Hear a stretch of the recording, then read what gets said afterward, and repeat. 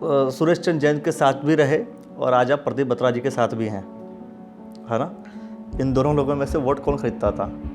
देखिए, पैसा दोनों तरफ से दिया गया, दोनों तरफ से दिया गया, बिल्कुल दिया जाता है। मतलब प्रदीप बत्रा जी ने भी पैसे दिए वोट खरीदने के लिए और सुरेश चंद्र जैन ने भी। देखिए, जनता भी अब ये चाहती है कि हमें पैसा मिले तो हम इसको वोट दें। बहुत लोग ऐसे भी हैं जो पैसा भी ले लेते हैं और वोट भी नहीं देते हैं। संजीव वर्मा से कोई खासा कोई दुश्मनी तो नहीं है आपकी? नहीं, मैं तो जानता भी नहीं हूँ, फ़ोटो ही देखे हैं और नाम सुना है। बेबाक हैं, गरीबों के लिए लड़ते हैं। आपको लगा कि उन्होंने सभी डिपार्टमेंट को बोल दिया, खुद को नहीं बोला? भ्रष्ट तो सभी हैं, भ्रष्टाचार मिटना चाहिए। भ्रष्टाचार मिटेगा जब ही जो एक जांच एजेंसी बनती है। अब वो जांच एजेंसी पे गया मैटर, वहाँ भी भ्रष्टाचार है। आपके हिसाब से कांग्रेस भ्रष्टाचार कर रही थी तो बीजेपी आप लेकर के आए, बीजेपी आप स्वयंसेवक भी हो गए। बीजेपी के आने के बाद भी भ्रष्टाचार है तो बीजेपी कांग्रेस में फर्क क्यों करें? लेकिन कुछ नेता, कुछ है ना लोग हमारे के यहाँ कहाँ जो है सर? काम कैसे? कर रहे हैं और कुछ सर, लगाम कुछ लगा रहे हैं। तो कुछ तो कांग्रेस में भी आपके अगर है तो कुछ तो कांग्रेस में भी होंगे जो सही कर रहे होंगे सर। तो कांग्रेस में तो फिर पार्टियों से क्या लेना है, क्या लेना देना है? तो रुड़की क्षेत्र में सबसे अधिक ईमानदार नेता कोई समझ में आया आपको? 2 नेताओं के साथ तो आप रह चुके हैं, वो भी 2 विधायकों के साथ आप रह चुके हैं। देखिए, ये कहना कि 100% कोई ईमानदार है तो शायद गलत होगा। मैं आपके सामने कह रहा हूँ, बेबाक कह रहा हूँ। सारे बेईमान हैं? बेईमान तो नहीं है, लेकिन बेईमान कहना, अब ईमानदार भी नहीं है, बेईमान भी नहीं है, तो ईमानदार भी नहीं है, लेकिन कहाँ कुछ खड़ा कुछ करेंगे आप? मजबूरियाँ ऐसी हो जाती हैं कि भाई कुछ ना कुछ कार्य करना पड़ता है। कहीं बत्रा जी ये ना बोले कि तुम सबको भ्रष्टाचारी बता रहे हो आप, नहीं नहीं, बत्रा जी क्यों बोलेंगे? क्योंकि आपने तो- सबको भ्रष्टाचारी तो बताया। सब है ना उसमें। आपने तो मैं किसी भी को- हो सकता हूँ मैं भी हो सकता हूँ। चलिए, तो सब है।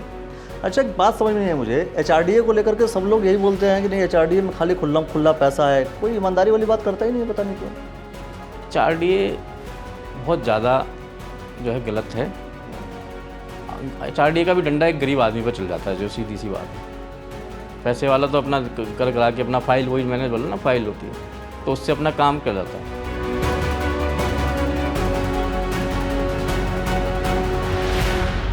दोस्तों आप सभी को नमस्कार, मेरा नाम अखिलेश है और आप देखना शुरू कर चुके हैं द न्यूज़ वाला नेटवर्क।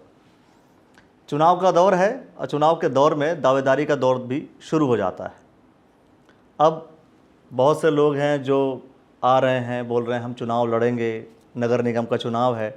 अब सरकार चुनाव कब कराएगी ये सरकार जाने, लेकिन दावेदार तो आएंगे और कहेंगे कि भैया अब तो हम चुनाव लड़ करके रहेंगे। उनमें से अभी नरेश यादव जी हमारे साथ हैं आज, और नरेश यादव जी समर्पण संस्था के अध्यक्ष हैं। समर्पण संस्था का नाम आपने सुना होगा। वो संस्था जब कांवड़ यात्रा चलती हो या जब भी कहीं कोई आवश्यकता होती है, कोविड के दौरान जब पूरा सिस्टम बिगड़ा हुआ था, उस समय नरेश यादव जी और पूरी टीम मिल करके पूरा सहयोग किया गया था। तो आपका हमारे साथ बहुत बहुत स्वागत है आपका।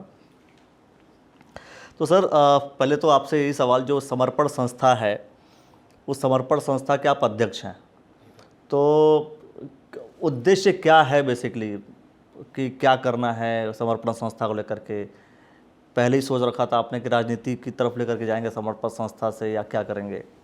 देखिए, समर्पण संस्था रुड़की में एक अलग तरह की एक संस्था स्थापित हुई, जिसमें बहुत सारे साथी जुड़े और जुड़ रहे हैं और कुछ जो है निकले भी। और ये 97-98 में संस्था बनी थी, कुछ लोगों ने बनाई थी। इसमें जो है मैं बेबाक कहना चाहूँगा आपके साथ, इसमें राजन आहूजा, चंद्रपाल बाटा, ये सब मिलके बनी थी। तो सर्वप्रथम तो राजन आहूजा इसके अध्यक्ष थे, धीरे धीरे अपना पैटर्न बदलता रहा। 2002 में लगभग मुझे जो है अध्यक्ष बनाया गया था और आज तक मैं अध्यक्ष हूँ। और मन में यही लेके चला था, निस्वार्थ सेवा भाव से कार्य करना है, निष्ठा से कार्य करना है, और मैं आज तक समर्पण के बैनर तले अपने साथियों के साथ सेवा कर रहा हूँ। नरेश यादव जी ने अपने पोस्ट पर, फेसबुक पेज पर अपना मेंशन किया कि ये लो जी, मेरे छोटे भाई अतुल सैनी संटू ने हमें भी नेता बना दिया। उसके द्वारा रामपुर मनिहारन सहारनपुर के नामी दर्जी से सफ़ेद कुर्ता पैजामा सिलाकर सप्रेम भेंट किया और मेरे प्रिय मनोज मेहरा ने फ़ोटो सेशन कर दिया। और कुछ दिन पहले मेरे एक चाहने वाले पत्रकार भाई ने सोशल मीडिया पर हमारा नाम रुड़की मेयर चुनाव के लिए दावेदार घोषित कर दिया। अब भाई हमारे पास ना होर्डिंग लगाने के पैसे हैं, ना दारू पिलाने के लिए लिया है, और ना ही झंडे बैनर के पैसे हैं, और वोट खरीदने के लिए भी पैसे नहीं हैं। हाँ, हमारे चाचा इंद्रजीत सिंह यादव चंद्रपुरी रुड़की वाले ने हमें निस्वार्थ 10 लाख रुपए चुनाव लड़ने हेतु देने की घोषणा भी कर दी। इन सभी का मैं हृदय से आभार व्यक्त करता हूँ, इन्होंने मेरे लिए इतना सोचा। अब तो ये जो आपने लिखा था, ये आपने बस ऐसे ही लिख दिया था या मूड बना लिया था कि भाई इन लोगों ने, सबका नाम ले लिया आपने, कई लोग का नाम ले लिया कि अब मैं चुनाव लड़ूंगा? देखिए, मेरे को जो मैंने जिक्र किया है सर्वप्रथम इंद्रजीत जी का, वो मुझे जहाँ भी सिंचाई विभाग से रिटायर्ड हैं वो, और बहुत लोग शहर के उनको जानते हैं। चंदपुरी रिक्शा स्टैंड के पास उनका घर है। वो जिस चौराहे पे जहाँ भी कहीं भी मिलते हैं तो मुझे कहते हैं कि भाई एक अच्छा ईमानदार चेहरा चाहिए, बेटा तू इतने सालों से राजनीति में भी काम कर रहा है, सामाजिक काम कर रहा है, चुनाव क्षेत्र में आओ। सर्वप्रथम मैं उन्हीं को कहूँगा कि वो बार बार मुझे कह रहे हैं चुनाव में आओ, और वो ये कहते हैं कि मेरी 2 औलादें, तीसरी औलाद तुम हो, मेरे पास जो धन दौलत होगा मैं तुम्हारा साथ दूंगा। तो मैं आपके माध्यम से उनका हृदय से आभार प्रकट करता हूँ। और भी कई लोगों ने मुझे कहा कि भाई नरेश जी चुनाव लड़ो, ओबीसी होने जा रही है सीट, आप दावेदारी करो। तो एक दिन ऐसे ही मैं लेटा हुआ था, एक मेरा छोटा भाई है, मेरा घर है, मेरा अपना तो यहाँ कोई नहीं है, सब मुँह बोले और मेरे प्यार से संबंध बने हुए हैं, बहुत संबंध मेरे बने हुए, कोई मेरी माँ बहन, इस तरह से मैं यहाँ रहता हूँ, मेरे परिवार का सदस्य कोई नहीं रहता, तो इतना प्यार मिला हुआ है। तो मेरा भाई है अतुल सैनी, जिसका मैंने जिक्र किया, वो अपने कुर्ते पजामा, उसकी ससुराल है वहाँ, वो मेरा नाप भी नहीं है, उसके पास कुछ भी नहीं है, और वो मेरे को एक जो है नेता टाइप कुर्ता ला के देता है और पहनाते हैं कि भाई आज तुम्हें ये पहन के जो है दिल की धड़कनें बढ़ानी है लोगों की। मैंने यार मेरे नहीं, ऐसा नहीं करना, मजाक नहीं करना चाहिए। तो वो मैंने कुर्ता पजामा एक दिन पहन लिया। एक कार्यक्रम था, हमारी संस्था का ही कार्यक्रम था, कोतवाली के अंदर ही था। नेता और पुलिस का बहुत जो है अच्छा संबंध होता है, अच्छा संबंध होता है, चोली दामन का साथ होता है। तो मैं वो उस ड्रेस पहन कर उस दिन वहाँ कोतवाली में और चला गया। वहाँ मेरे मित्र मनोज मेहरा, जो समर्पण संस्था से काफ़ी जुड़े हैं, उन्होंने मेरे कुछ फ़ोटो क्लिक कर दिए, और वहाँ काफ़ी लोग खड़े थे कि यार आज तो तुम जम गए, आज तो नेता बन गए। तो उस दिन काफ़ी लोगों से बातचीत, आशीर्वाद दिया। कुर्ता पहनने के बाद आपको फील आया कि आप नेता बन गए? मुझे मतलब मुझे मेरे अंदर भी उस कुर्ते की आत्मा, मतलब कुर्ता पहनते ही वो आत्मा आ गई कि यार मैं भी नेता, जब लोग कह रहे हैं तो बनना चाहिए। बहुत से लोग कहते हैं ये कुर्ता पैजामा वाला नेताजी हैं जी। तो आपको कुर्ता पैजामा वाला नेताजी बनना है या सच में नेताजी बनना है? देखिए, वो तो एक मेरा मन में आया, और रात के 1:30 बजे मैंने वो पोस्ट डाली, और नींद नहीं आ रही थी उस दिन, और मन में आ रहा था, बातें आ रही थी, तो मैंने वो फ़ोटो लिया और लगाया और अपनी भावनाएं प्रकट की। और नेता कुर्ता पजामा से नेता नहीं, पैंट शर्ट में भी नेतागिरी हो सकती है, और आपके पास कुछ हो ना हो तब भी हो सकती है। नेता अलग चीज़ हो गई, समाज सेवा अलग चीज़ हो गई। मैं उन दोनों का मिक्सअप हूँ, मैं समाज सेवा भी कर रहा हूँ और नेतागिरी भी कर रहा हूँ। नेता, एक आपने ना पोस्ट पे एक चीज़ लिखी जिस पे विवाद भी, विवादास्पद है कि भाई आपने वोट नहीं खरीद सकते, आप वोट आप नहीं खरीद सकते, वोट खरीदने के लिए आपके पास पैसे नहीं हैं। आप सुरेश चंद्र जैन के साथ भी रहे और आज आप प्रदीप बत्रा जी के साथ भी हैं, है ना? इन दोनों लोगों में से वोट कौन खरीदता था? देखिए, ये एक जो आपका प्रश्न है, नहीं जायज़ प्रश्न है आपका। हर व्यक्ति चुनाव, क्योंकि आपने देखा होगा ना वोट खरीदते हुए, तो आपने बोला कि मैं वोट नहीं खरीद सकता। मैं उसकी एक कड़ी हूँ। हाँ, देखिए, आम जनता या जनमानस एकदम नेता पे आरोप लगा देता है, नेता भ्रष्टाचारी होता है। नेता भ्रष्टाचारी क्यों होगा? नेता भ्रष्टाचारी, अगर मैं आज एक चुनाव लड़ूँ और मैं 5 करोड़ रुपये खर्च करूँ, वो 5 करोड़ क्यों खर्च करा रही जनता उससे? सेवा भाव के लिए निस्वार्थ जो है नेता को नेता बनाए। अब वो आपने कहा सुरेश जैन जी के साथ हूँ, बिल्कुल हूँ, रहा हूँ, और जो मेरा राजनीतिक परिचय है उन्हीं के। अब तो नहीं होंगे? नहीं, अभी कुछ पारिवारिक मेरे आपस में थोड़ा सा, देखो मेरे पिता समान है, पिता समान रहेंगे, आपके माध्यम से कह रहा हूँ, रहेंगे हमेशा। लेकिन मेरे कुछ पारिवारिक और कुछ विवाद हुआ था, व्यक्तिगत हो सकता, व्यक्तिगत विवाद था। उन्होंने कुछ ऐसे कुछ सेंटेंस बोल दिए थे, उसे छोड़ते हैं, तो वो छोड़ दीजिए आप। वो हमारा पारिवारिक मामला है, जब कभी सुलटा लेंगे हम, कि बाप बेटे सगे हों। तो मैं तो इसीलिए मैं तो बिल्कुल राजनीतिक ही लेकर के आ रहा हूँ कि आखिर दोनों लोगों का अगर हम जिक्र करें, भाई दोनों एक समय ऐसा भी था, दोनों एक दूसरे के आमने सामने थे, सुरेश चंद्र जैन जी और प्रदीप बत्रा जी। तो आपने किसको देखा है कि कौन लोगों को पैसे देकर के वोट खरीदता है? देखिए, पैसा दोनों तरफ से दिया गया, दोनों तरफ से दिया गया, बिल्कुल दिया जाता है। मतलब प्रदीप बत्रा जी ने भी पैसे दिए वोट खरीदने के लिए और सुरेश चंद्र जैन ने भी। देखिए, जनता भी अब ये चाहती है कि हमें पैसा मिले तो हम इसको वोट दें। बहुत लोग ऐसे भी हैं जो पैसा भी ले लेते हैं और वोट भी नहीं देते हैं, लेकिन 40 से 50% ऐसे हैं जो लोग पैसा दे के वोट दे देते हैं। तो इसीलिए मैंने लिखा कि वोट देने के लिए पैसा नहीं है, झंडे बैनर के लिए पैसा नहीं है, लेकिन दिल में इच्छा है रुड़की के लिए कुछ करना है। अब एक सवाल, मतलब बिल्कुल मैं एक थ्योरेटिकल पॉइंट ऑफ व्यू को समझिए, प्रैक्टिकल पॉइंट ऑफ व्यू को, कि अगर हमने पैसे दे करके वोट खरीद रहे हैं, किसी ने भी किया हो, आपने 2 का जिक्र किया, मैंने कहा कि 4 और भी हो सकते हैं, पैसे दे करके अगर किसी ने वोट खरीदे हैं तो क्या वो जनता के साथ न्याय करेगा या सबसे पहले अपने साथ अपने बेहतरी के लिए सोचेगा? वो देखिए, बेहतरी के लिए सोचना कोई गुनाह तो है नहीं, सिर्फ अपनी बेहतरी, ठीक है, अपनी बेहतरी के लिए स्वांतः सुखाय सबसे पहले हो जाएगा ना। देखिए, राजनीतिक में अपना सुख त्याग कर ही आदमी नेता बनता है। कहाँ सर, लेकिन ये जितने नेता बनते हैं सबके सब अपना ही सुख तो देखते हैं अंत में। देखिए, एक बैकग्राउंड होता है, अपना सुख। आज जो भ्रष्टाचार की बात है, हर क्षेत्र में भ्रष्टाचार है, किसी भी क्षेत्र में आप चले जाइए भ्रष्टाचार है, हर क्षेत्र में भ्रष्टाचार है, हर क्षेत्र में। अच्छा, संजीव वर्मा जी का मैं इंटरव्यू ले रहा था, वो भी कह रहे थे हर क्षेत्र में भ्रष्टाचार है।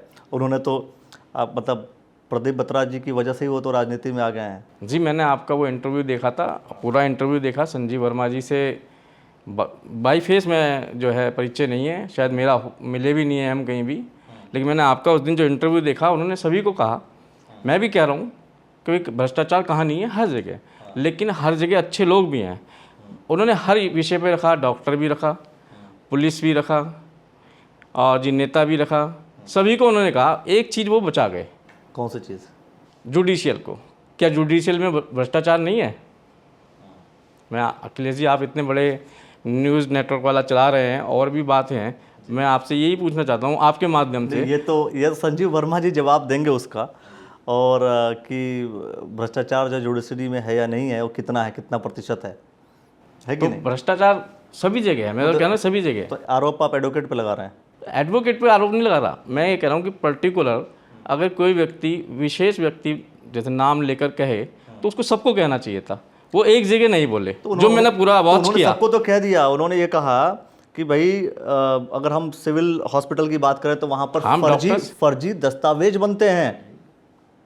मतलब आप ये सोच कर देखिए कि अगर सिविल हॉस्पिटल में कोई जाता है और अपना फर्जी मेडिकल रिपोर्ट बनवा सकता है पैसे दे करके, उनका ये स्टेटमेंट है, आप इससे इत्तेफाक रखते हैं नहीं रखते हैं? बिल्कुल रखते हैं, बनवा सकता है, होता है ऐसा। तो वो अगर वो गलत है, अपनी गलत चीज़ को सही कराने के लिए मेडिकल बनवाने जा रहा है, तो अपनी गलत चीज़ को छुपाने के लिए वो उसका वो पैसा दे रहा है, और लेने वाला गलत है, ले रहा है गलत है, लेकिन उसको भी है कि ये भी गलत है, तो उसका मैं क्यों ना सुविधा लूँ, तो वो सुविधा शुल्क ले लिया उसने। तो सुविधा शुल्क लिया, पर उस सुविधा शुल्क के चक्कर में हो सकता है कि ये जो दोषी है, मान लीजिए कोई व्यक्ति दोषी है, वो चला जा रहा है हॉस्पिटल में, सोच कर देखिए आप, बहुत बहुत बड़ा ड्रॉबैक है ये पूरा सिस्टम में।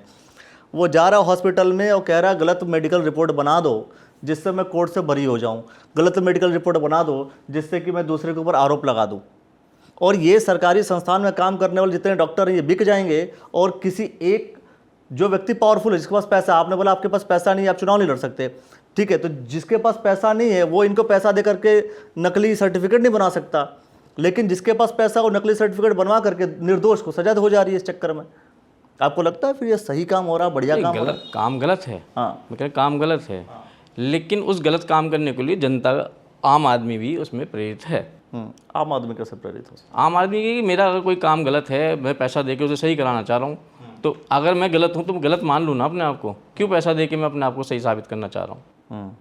ये बात तो सही है भाई, पहले तो मैं हूँ ना, मैं गलत हूँ, और मैं जो है किसी के पास भी गया कि मैं गलत हूँ, मैं भाई मेरा ये चीज़ है और ये सही करनी है आपको, ये मैं आपको सुविधा शुल्क इतना दूंगा, और उसने उस लालच में, मेरी गलती के कारण ही तो उसने जो अपना सुविधा शुल्क मेरे को डिमांड रखी। हाँ, लेकिन ये तो तय हो गया ना कि भाई कोई भी चीज़ खरीदी जा सकती है, इसके पास पैसा होगा वही चीज़ बिकेगी, मतलब वो कुछ भी खरीद लेगा। जी, इसीलिए तो मैंने बोला कि मेरे पास पैसा नहीं है, तो आप खरीदेंगे कैसे? है ही नहीं पैसा। तो वही तो बात है, जब आप नहीं खरीदेंगे तो बात कैसे बनेगी? फिर बात बनेगी अगर कोई चाहता है भी शहर में, नगर निगम में या देश में या कहीं भी कुछ बात हो, तो जैसे आज हमारे मोदी जी एक बहुत ही स्पष्ट और स्वच्छ नीति के व्यक्ति हैं, योगी जी हैं, और भी अनेक बहुत नेता ऐसे भी हैं, ऐसा नहीं है, बहुत देश में पहले भी आए हैं, तो ऐसा नहीं है, तो उसी के भाव में, उसी में सम्मिलित होने का मेरा भी मन में है कि भाई बिना पैसे के कुछ हो जाए। चलिए, तो अभी जो है एक भाई संजीव वर्मा जी से भी पूछा था मैंने कि सबसे अधिक ईमानदार व्यक्ति कौन है, आप मेयर का चुनाव लड़ना चाहते हैं, ओबीसी सीट होती है तो आप लड़ेंगे चुनाव, हैं? जी ओबीसी होगी तो लड़ूंगा, दावेदारी करूंगा, पार्टी टिकट देगी, भारतीय जनता पार्टी का निर्दलीय सदस्य नहीं हूँ। लड़ेंगे? निर्दलीय नहीं लड़ूंगा, भाजपा से ही लड़ेंगे? भाजपा से लड़ूंगा।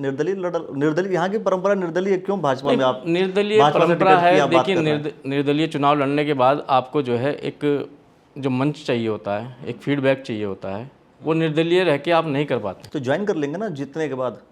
वो तो एक, मैं आज अखिलेश जी बोल दूं कि मैं निर्दलीय लड़ूंगा और फिर मैं जो है पार्टी ज्वाइन कर लूं, वो जनता को धोखा देना है। धोखे वाला काम मैं बिल्कुल नहीं करूँगा। नहीं, आप ही बताइए भाई, जिनके साथ आप हैं प्रदीप बत्रा जी, वो भी इंडिपेंडेंट जीते। हाँ बिल्कुल जीते। यशपाल राणा जी, वो भी इंडिपेंडेंट जीते। गौरव गोयल जी, वो भी इंडिपेंडेंट जीते। सबको एक राष्ट्रीय पार्टी की जरूरत पड़ी बाद में। हाँ तो अच्छा है ना सर, निर्दलीय जीतने के बाद राष्ट्रीय पार्टी ज्वाइन कर लीजिए। पार्टी तो जीते हुए कैंडिडेट का जो है फूलों से स्वागत करती है। ये जीता वो कैंडिडेट है, आजा हमारे पार्टी में, दिक्कत क्या है? आपके माध्यम से आप ये बात मुझे बार बार कह रहे हैं। अगर मुझे इतना प्यार मिला और मैं निर्दलीय लड़ूं तो उसका विषय मैं बाद में रखूँगा, लेकिन मेरे मन में यह है कि अगर मुझे पार्टी लड़ाती है और एक ईमानदारी से मैं काम करने के लिए तैयार हूँ और मुझे फाइनेंशियल सपोर्ट लोगों की मिलती है ईमानदारी से काम करने की, तो मैं चुनाव, पहले मेरी पार्टी है भारतीय जनता पार्टी, और कोई दूसरी पार्टी के विषय में मैं सोचूंगा भी नहीं, भारतीय जनता पार्टी से चुनाव लड़ूंगा। चलिए, तो संजीव वर्मा से कोई खासा कोई दुश्मनी तो नहीं आपकी? नहीं, मैं तो जानता भी नहीं हूँ, फ़ोटो ही देखे हैं और नाम सुना है। बेबाक हैं, गरीबों के लिए लड़ते हैं, वो मेरी पर्सनल। बेबाक हैं, गरीबों के लड़ते हैं, तो अच्छे इंसान हैं। तो बस मैंने आपका जो पोस्ट देखा ना, उसमें उन्होंने सबको कहा। मुझे जो आपको लगा कि उन्होंने सभी डिपार्टमेंट को बोल दिया, खुद को नहीं बोला? हाँ जी, मेरा ये कहना है, हो सकता है मैं गलत हूँ, हो सकता है, लेकिन मैंने खुद स्वयं देखा है। एक केस था, जज साहब सामने बैठे थे, किसी की वो शहर में थे नहीं बंदा जिसकी डेट थी, मैं ही बता रहा हूँ, मैं ही गया उनकी तरफ से, मैं साहब वो है नहीं, आगे की डेट दे दो। मैंने उस शख्स को कहा भाई दे दो, उन्होंने कहा भाई कुछ खटाई मिठाई, पैसा तो कोई बोलता ही नहीं। खटाई मिठाई अच्छा। मैं ठीक है हो जाएगी, वो डेट मिल गई, तो कहाँ नहीं है। तो मेरा वो कहना था कि आपने सबको तो कह दिया, तो फिर भाजपा में तो फिर सर, हाँ बताइए। भाई सबको कह दिया तो आप वहाँ भी बोलते हैं ना कि वहाँ भी है। अगर वहाँ से करप्शन ख़त्म हो जाए, मैं कहता हूँ पूरे देश में ख़त्म हो जाएगा। मतलब जुडिशरी सिस्टम से, न्यायिक व्यवस्था में जहाँ करप्शन है वो ख़त्म हो जाएगा, वो सब ठीक हो जाएगा। सब ठीक हो जाएगा। अगर एक जुडिशियल व्यक्ति निस्वार्थ, बिना किसी लोभ लालच के अगर डिसीजन देने लग जाएं, तो मैं कहता हूँ कोई आईपीएस हो, नेता हो, आम आदमी हो, भ्रष्टाचार कर नहीं सकता। तो ये संजीव वर्मा जी के लिए भी मैसेज हो गया है ना आपके? संजीव भैया बड़े भाई हैं हमारे, ठीक है। मेरा पर्सनल तो हम उनसे मिले नहीं है ना, मेरे उनसे कोई राजनीतिक या मतभेद या कोई वकालत, ऐसा कुछ नहीं है। मैं तो एक जो पोस्ट देखी आपकी, बड़ी बारीकी से पढ़ी, मैं बार बार रिपीट कर रहा हूँ, सारा था, उन्होंने सबको, डॉक्टर भी, नेता भी, सब कुछ था, एई जेई सब कुछ, जहाँ भी उनके पास तो सबूत था सर। वो तो कह रहे हैं मेरे पास सबूत है, मैं वकील हूँ, मेरे पास सबूत है। सर हो सकते हैं सबूत, ये तो मैं कह नहीं सकता नहीं होंगे। हाँ, और एक जगह आप खुद देकर के आए पैसे। मैं भी तो कह रहा हूँ कि एक जगह मैं खुद एक जुडिशियल में किसी की तारीख बढ़ाने के लिए, मैं खटाई मिठाई की बात हुई वहाँ पर। अब खटाई मिठाई तो शुद्ध भाषा में आप सब, छोटा छोटा बच्चा जानता है क्या है। तो जब वहाँ पर जज साहब के सामने बैठा हुआ एक व्यक्ति, चाहे वो कोई भी था, उसी में वो जॉब करता है, गवर्नमेंट जॉब पे हो, और वो एक जज के सामने बैठे हुए ऑफ़र कर ले, जहाँ पे एक न्याय की मूर्ति और न्याय की बात होती है। अगर मेरा यही निवेदन है, मैं एक बहुत छोटा सा आम आदमी हूँ, अगर ये जुडिशियल से ही भ्रष्टाचार पे लगाम कसाई जाए, तो मैं कहता हूँ कि देश से भ्रष्टाचार खत्म हो जाए। खटाई मिठाई अगर आप लोग समझते हैं तो आप समझते रहिए, और अगर आप नहीं समझते हैं तो ये आप समझ लीजिए कि खटाई मिठाई का मतलब क्या होता है। सर मुझसे अगर कोई पूछता खटाई मिठाई, तो मैं बोलता मीठा ला के दे दो। मुझे ये नहीं पता था। अब से कोई मुझे खटाई मिठाई पूछेगा, मुझे ध्यान भी है, किसी ने पूछा भी होगा तो मैंने शायद यही बोला होगा, मुझे मीठा ला के दे दो, मैं खट्टा क्या खाऊंगा। तो ऐसा भी हुआ होगा। खैर छोड़िए, ये सारी चीज़ें चलती रहेंगी। अखिलेश जी एक आम भाषा है। हाँ, तो मुझे सीखना पड़ेगा थोड़ा, ये इस वाले सेगमेंट्स की आम भाषा को भी सीखना पड़ेगा, समझना पड़ेगा कि खटाई मिठाई। चलिए आगे बढ़ते हैं। खटाई मिठाई से हमने उनसे कुछ और भी सवाल पूछे थे, जिसे लेकर के, चूँकि आपने एक भाई मेडिकल को लेकर के तो आपने साफ तौर पे आप भी स्वीकार कर रहे हैं कि ऐसा होता है। और जब तक हमने एक रिपोर्ट भी देखा, इस रिपोर्ट में मैंने देखा कि फर्जी जो है गोली के निशान बना लिए गए और एम्स ने फिर उसको देखा, देखने के बाद जो है वो गलत निकला। तो ये बड़ा सिस्टम है, खैर उस पर हम बात करेंगे बाद में, और भी हम किसी लॉयर से ही बात करेंगे। मेन चीज़ है, अगर हम करप्शन की बात, अगर ईमानदार की बात की जाए, हमने उनसे ही पूछा, आपसे पूछता हूँ कि अभी तक जो हर पूरे रुड़की क्षेत्र की अगर हम बात करें, नगर निगम का आप चुनाव लड़ने वाले हैं, तो रुड़की क्षेत्र में सबसे अधिक ईमानदार नेता कोई समझ में आया आपको? 2 नेताओं के साथ तो आप रह चुके हैं, वो भी 2 विधायकों के साथ आप रह चुके हैं। देखिए, ये कहना कि 100% कोई ईमानदार है तो शायद गलत होगा। मैं आपके सामने कह रहा हूँ, बेबाक कह रहा हूँ, सारे बेईमान है। बेईमान तो नहीं है, लेकिन बेईमान कहना, अब ईमानदार भी नहीं है, बेईमान भी नहीं है, तो ईमानदार भी नहीं है, लेकिन कहाँ कुछ खड़ा कुछ करेंगे आप? मजबूरियाँ ऐसी हो जाती हैं कि भाई कुछ ना कुछ कार्य करना पड़ता है। तो भाई तो मैं सर, अगर आखिर जो नेता चुनाव लड़के जीत गया, उसकी ऐसी कौन सी मजबूरी है कि उसको बेईमानी करनी पड़ेगी, और वो भी जनता का नुकसान करके? सड़क जो बन रही है, सड़क 5 साल नहीं चल रही है सर, हैं? जी जी। किसी भी विधायक ने बनाया हो? देखिए, विधायक ने, या मैं बताऊँ विधायक ने बनाया हो या किसी ने बनाया हो, उसमें करप्शन, नगर निगम ने बनाया हो, किसी ने बनाया? मैं कह रहा हूँ कि आखिर वो मैंने कहा ना, सड़क 5 साल नहीं चल रही है, कोई कंस्ट्रक्शन 5 साल नहीं चल रहा है। नेता को इजीली कह देते हैं कि भ्रष्ट है, लेकिन भ्रष्टाचार की फाइल एक अफसर से चलते हुए नीचे नेता तक पहुंचती है। भ्रष्ट तो सभी हैं, तो भ्रष्टाचार मिटना चाहिए। भ्रष्टाचार मिटेगा जब ही जो एक जांच एजेंसी बनती है। अब वो जांच एजेंसी पे गया मैटर, वहाँ भी भ्रष्टाचार है। तो इसका मतलब ये है, तो फिर बीजेपी और कांग्रेस का क्या मतलब रह गया? आपके हिसाब से कांग्रेस भ्रष्टाचार कर रही थी तो बीजेपी आप लेकर के आए, बीजेपी आप स्वयंसेवक भी हो गए, बीजेपी के आने के बाद भी भ्रष्टाचार है, तो बीजेपी कांग्रेस में फर्क क्यों करें? लेकिन कुछ नेता, कुछ है ना लोग हमारे के यहाँ कहाँ जो है सर? काम कैसे? कर रहे हैं और कुछ सर, लगाम लगा रहे हैं। तो कुछ तो कांग्रेस में भी आपके, अगर है तो कुछ तो कांग्रेस में भी होंगे जो सही कर रहे होंगे सर। तो कांग्रेस में तो फिर पार्टियों से क्या लेना देना है? क्या लेना देना है? हम क्यों इंतजार करेंगे? ना आप आपके हिसाब से अगर हम पूरे पर्सपेक्टिव को देखें कि भाई भ्रष्टाचार कांग्रेस में था कि नहीं था? बिल्कुल था, बहुत था। तो बीजेपी में भी है? बीजेपी में भी बहुत लोग हैं, ऐसे नहीं है, और बहुत साफ सभी के लोग भी बीजेपी में बहुत लें। तो दोनों में थे। कांग्रेस में भी बहुत से लोग होंगे जो साफ सभी के रहे होंगे और जिनके पास आज भी विधायक बनने के बाद पैसे नहीं होंगे। बहुत से ऐसे लोग होंगे कांग्रेस में भी, बीजेपी में भी होंगे। लेकिन बात है कि बात तो एक ही है ना सर, करप्शन पहले भी था और आज भी है, तो अंतर क्या है? मतलब फर्क क्या पड़ा? तो वो जनता ही तो करप्शन को, ये जो हमारा, मैं कहना है, जो मैंने कहा ना अपने फेसबुक पे, कि भाई झंडा, बैनर, दारू, पैसा, अगर हम इस दूर हट के और समाज के लिए काम करने वाले व्यक्तियों को आगे लाएं तो शायद भ्रष्टाचार पे लगाम लगा दें। और बहुत सारी संस्थाएं हमारी ऐसी हैं, अगर वो ईमानदारी से काम कर दें तो भ्रष्टाचार से लड़ा जा सकता है। कोई 100% तो मैं नहीं कहता, लेकिन 70 से 80% भ्रष्टाचार पर आप लगाम लगा सकते हैं। और उसमें मोदी जी प्रयास भी कर रहे हैं और बहुत चीज़ें उन्होंने करी भी हैं। आपको ये लगता है कि जिस शहर में हम हैं उस शहर में आप कोई सड़क बनाते हैं, कोई कंस्ट्रक्शन कर रहे हैं, कोई भी डेवलपमेंट का काम कर रहे हैं और वो कोई भी चीज़ 5 साल तक नहीं चल रही है? सर, मैं एक चीज़ बताता हूँ। जो सरकारी विभाग से बन रहा है मैं उन चीज़ों की बात कर रहा हूँ। जी, सरकारी विभाग में तो छोड़िए, मैं एक चीज़ बताता हूँ, क्योंकि मैं इतने साल से राजनीतिक है, सड़क भी देखता हूँ, आप देख सारा कुछ देख रहे हैं। हम कहीं, हमारा ठेकेदार आया, सड़क बनाने गया, आम जनमानस की भी सोच है ऐसी, वो सड़क बनाने गया, उसके ऊपर दबाव बनाएंगे भाई सड़क ऐसी बननी चाहिए, बननी चाहिए, जिसका कोई मतलब नहीं है। लेकिन वो भी ये चाहता है कि वो ठेकेदार अगर वहाँ काम करने जाए तो वो हमारी कुछ सेवा पानी कर दे। ऐसा भी कई जगह होता है। ठेकेदार किसकी सेवा पानी कर दे? आम इंसान की। आम इंसान चाहता है कि अगर कोई सड़क बनाने आया है तो उसको तंग करो, तो वो इस तरह की बात करे। कई बार बहुत चीज़ें हो जाती हैं। तो भ्रष्टाचार सब जगह है। अच्छा, फाइल चली है, आपको सारा पता है कि जी मैं क्या बताऊं। तो फाइल चलाने के लिए भी उस ठेकेदार को भी पैसा देना है, सभी को देना है। जब पैसे की परंपरा अगर बंद होगी तो किसी को कोई पैसा देना ना हो। मतलब ये है कि कोई कितनी भी शुद्धता से और अच्छा काम होगा, गुणवत्ता से होगा। कोई कितनी भी कोशिश कर ले, 5 साल सड़क चलेगी नहीं।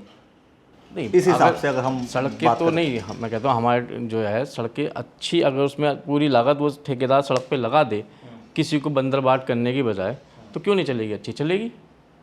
लेकिन बंदर बाट होता है, बंदर बाट होता है, उसकी फाइल पास नहीं होने की, उसका पैसा रिलीज नहीं होने का, फिर वो मजबूर होगा पैसा देने के लिए। पैसा देगा तो उसका काम अगर 60 रुपये का काम है और वो 30 रुपये दे के आ रहा है, तो 60 रुपये का मटेरियल कहाँ से लगा देगा वो? ये बात तो सही भाई। अगर आपको कोई मजबूत नींव बनानी है उस नींव के पैसे हैं 60 रुपये हैं, 100 रुपये हैं, उसे आप अगर 90 रुपये भी दे देंगे तो वो मजबूत बना देगा।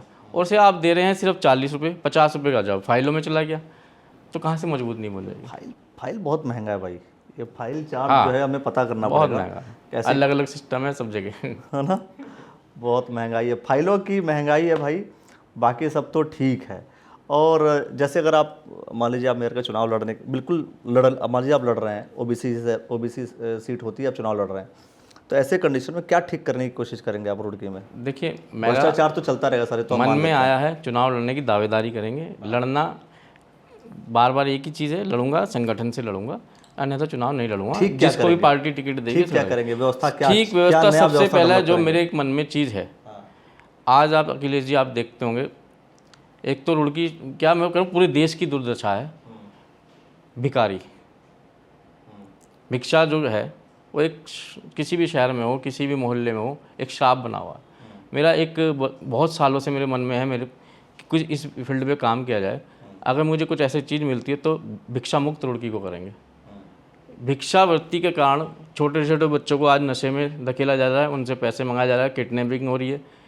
भिक्षावृत्ति बहुत बड़ा इस देश के लिए श्राप है। आप ये देखिए, छोटे छोटे बच्चों का किडनैप किस लिए हो रहा है?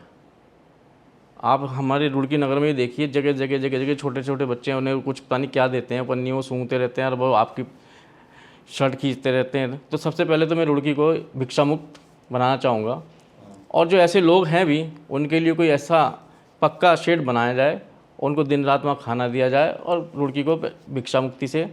और एक सबसे बड़ी समस्या आती है, आपके अलग इंटरव्यू में भी आती है, वाटर ड्रेनेज की। ड्रेनेज सिस्टम भी तब सुधरेगा जब हम सुधरेंगे। अच्छा, मतलब हमसे मतलब है जनता। मैंने आज 5 करोड़ की कोठी बनाई है, ठीक है, उसको 4 फुट मैंने आगे निकाल लिया है। कोठी में तो मैंने 5 करोड़ लगा दिए हैं, लेकिन मेरे एक जो है 5 फुट की या 10 फुट की चौड़ाई की नाली के लिए जगह नहीं छोड़ी है। दोषी जो सीट पे बैठा नेता है, नेता को ही गाली मिलती है, चाहे भविष्य में मैं भी बन जाऊँ गाली मिलेगी, लेकिन अपने आप भी सोचना पड़ेगा। लोगों से कहेंगे, बात करेंगे, जहाँ अप्रोचमेंट है उसे हटवाने का प्रयास करेंगे। इंक्रोचमेंट हटाने का डिपार्टमेंट है, घर बनाने हैं कैसे इसका भी डिपार्टमेंट है, कॉम्प्लेक्स कैसे बनाने हैं उसका भी डिपार्टमेंट है। तो ये सारे डिपार्टमेंट वाले करते क्या हैं? ये भी पैसे लेते हैं। ये भी सबको पता है, खुल्लम खुल्ला है सारी चीज़ें। अच्छा, एक बात समझ में नहीं है मुझे, एचआरडीए को लेकर के सब लोग यही बोलते हैं कि नहीं एचआरडीए में खाली खुल्लम खुल्ला पैसा है, कोई ईमानदारी वाली बात करता ही नहीं है, पता नहीं क्यों। एचआरडीए बहुत ज़्यादा जो है गलत है। एचआरडीए का भी डंडा एक गरीब आदमी पर चल जाता है, जो सीधी सी बात है। पैसे वाला तो अपना कर करा के अपना फाइल, वही मैंने बोला ना, फाइल होती है, तो उससे अपना काम कर जाता है। लेकिन अगर हम सब नागरिक अपना घर बना रहे हैं, कुछ बना रहे हैं, ड्रेनेज को बना रहे हैं, तो ड्रेनेज के लिए हम रास्ता छोड़ें तो शायद समस्या का हल हो सकता है। रुड़की शहर की आबादी जिस टाइम बनाता बहुत कम थी, आज मेरे जैसे बहुत सारे लोग इस शहर में बाहर से आके बसे हैं, तो आबादी भी बढ़ गई है, इंडस्ट्री एरिया आसपास बढ़ गया है, और ड्रेनेज वहाँ का वहीं है, और लोगों ने कब्जे भी कर लिए हैं। तो अपनी मानवता को समझते हुए और अपने नगर के हित में साथ आएँ, और ड्रेनेज को सुधारा जा सकता है। ऐसा नहीं सुधारा जा सकता, प्लान बना जाए। पहले मेरे घर के आगे नाली बने, अगर ये वाली सोच हम सबके घर दिमाग में पैदा कर दें तो शायद ये रुड़की का जो जल निकासी का इशू है ख़त्म हो जाए। चलो, तो भाई हमने विजन भी सुन लिया, और नेता वाली जो कुर्ते हैं उसकी कहानी भी सुन ली। संजीव वर्मा जी ने सब पे आरोप लगाए, एक डिपार्टमेंट छोड़ दिया, तो नरेश यादव जी ने वो डिपार्टमेंट भी नहीं छोड़ा, बोले सब में सब कुछ है। तो आपके हिसाब से पूरे डिस्कशन को सुन करके क्या कुछ आप सोचते हैं? कुछ आप कमेंट सेक्शन में प्रतिक्रिया देना चाहते हैं तो दीजिए, कोई सवाल पूछना चाहते हैं तो कोई सवाल पूछिए, और क्या चाहते हैं अगली बार हम किससे बात करें वो भी आप कमेंट सेक्शन के माध्यम से हमसे पूछ सकते हैं। आपने जो समय दिया हमें, इसके लिए बहुत बहुत धन्यवाद आपका। धन्यवाद भाई आपका अखिलेश जी, आपने मुझे आज बुलाया, मेरे से बातचीत की, मेरे मन की बात ली, और मैंने आपको अपने निस्वार्थ मन की बात बताई। नहीं, आपने भी बेबाक बोला, आपने जो है बेबाक बोला, और अच्छी बात है। अब देखिए इस पे राजनीतिक पर्सपेक्टिव से आपके लिए बेहतर होता है या कैसा? कहीं बत्रा जी ये ना बोले कि तुम सबको भ्रष्टाचारी बता रहे हो आप। नहीं, बत्रा जी क्यों बोलेंगे? क्योंकि आपने सबको भ्रष्टाचारी बताया। तो सब है ना उसमें, तो आपने मैं भी हो सकता हूँ मैं भी हो सकता हूँ। चलिए, तो सब हो गए। और ऐसा नहीं है बत्रा जी को मुझे कुछ कहेंगे या कुछ नहीं, कोई नहीं। मेरा एक जॉब पार्ट है, मैं अपनी जॉब करता हूँ। आप बत्रा जी से पूछ लीजिए या सुरेश जैन जी से पूछ लीजिए या जहाँ भी मैं रहा हूँ, मेरे फील्ड में मैंने ईमानदारी से काम किया है। और मैं राजा राम या श्री कृष्ण भगवान भी नहीं हूँ, क्योंकि उन पे भी आरोप लगे, देवी देवताओं पे भी आरोप लगाते हैं। हम तो आम इंसान हैं, तो किसी के लिए हमने अच्छा किया है तो वो हमें अच्छा समझते हैं। हो सकता है कुछ लोगों के लिए बुरा भी हुआ हो, मेरी मतभेद हुए भी हों, तो वो हमें बुरा भी कहेंगे, तो उससे मुझे कोई फ़र्क नहीं पड़ता। मुझे अपनी नीति और अपने सिद्धांत और अपने भविष्य पर चलना है। और देश के लिए और समाज के लिए बचपन से कीड़ा है, मतलब कीड़ा ही कहूँगा मैं, शौक़ है, पैसा नहीं है, लेकिन फिर भी मैंने बहुत लोगों की ऐसी मदद की है। अब आपके चैनल पे बैठा हूँ तो बता देता हूँ कि बहुत सारी ऐसी मदद की हैं कि नाम नहीं खोलूँगा। उनको पता है कि मैंने उनके लिए क्या किया और कब कर दिया और कहाँ से कहाँ वो पहुँच गए। सुबोध यादव जी भी सोच रहे हैं वो चुनाव लड़ें, ओबीसी सीट होती है तो। नरेश यादव जी को दिक्कत तो नहीं इस चीज़ से? नहीं, मेरे को कोई दिक्कत नहीं है। पार्टी जिस संगठन को टिकट देगी, हो सकता है सुबोध यादव जी चुनाव लड़े, मैं उनके सामने जाऊँ, हो सकता है वो दूसरे दल से लड़ने में उस दल से लड़ लूँ, तो क्या दिक्कत है? वो दूसरे दल से लड़ तो सकते हैं। परिवार में वो मेरे पारिवारिक सदस्य हैं। सुबोध यादव जी भी मेरे पारिवारिक सदस्य हैं, वो भी आगे आए, मैं भी आगे आ रहा हूँ। जिसको जो पार्टी टिकट दे देगी वो लड़ लेंगे। सुबोध जी का टिकट हुआ तो मैं दिन रात उनके लिए काम करूँगा। और मुझे सुबोध यादव जी से भी पूरी उम्मीद है, अगर मेरे भविष्य में या मेरी किस्मत में लिखा होगा चुनाव लड़ना, तो वो भी मुझे तन मन और धन से भी सहयोग करेंगे, क्योंकि वो मेरे कज़न हैं। अच्छा, चलिए। तो दोस्तों, मैं कमेंट ज़रूर कर दीजिए, देखते रहेगा द न्यूज़ वाला नेटवर्क। बहुत बहुत शुक्रिया, बहुत बहुत धन्यवाद।